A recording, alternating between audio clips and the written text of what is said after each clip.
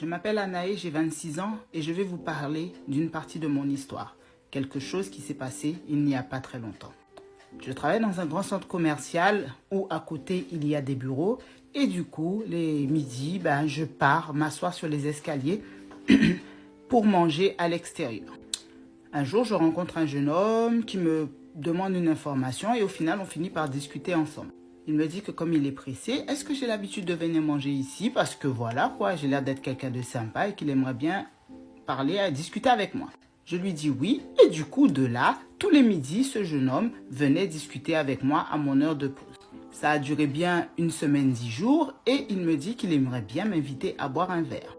J'accepte et on va boire ce verre. De là commence une relation entre ce jeune homme et moi.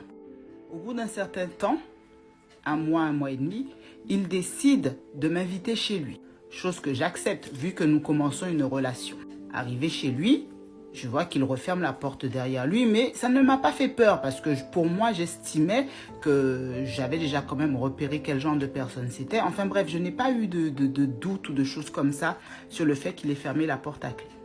On cuisine, on mange, on boit du vin et il me dit qu'il a une salle de cinéma et qu'on pourrait finir la soirée devant un bon film. J'accepte. Quand on arrive dans cette salle de cinéma, il ferme à nouveau la porte à clé. Au bout d'un moment, il commence à me toucher, me caresser, enfin me montrer en fait qu'il aimerait bien que ça aille plus loin. En soi, j'étais pas contre, sauf que dans ses mouvements et dans ses gestes, c'était très brutal, du coup ça ne me donnait pas envie. Donc je lui fais comprendre que non, ça ne m'intéresse pas, que c'est un peu trop tôt. Et il continue.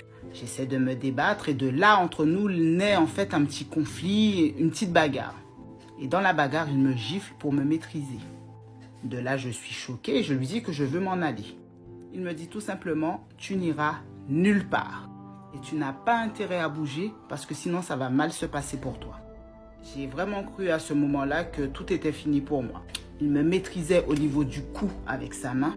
C'était la période de l'été, j'avais une petite robe fluide qu'il a fini par lever, baisser son pantalon et me... de force.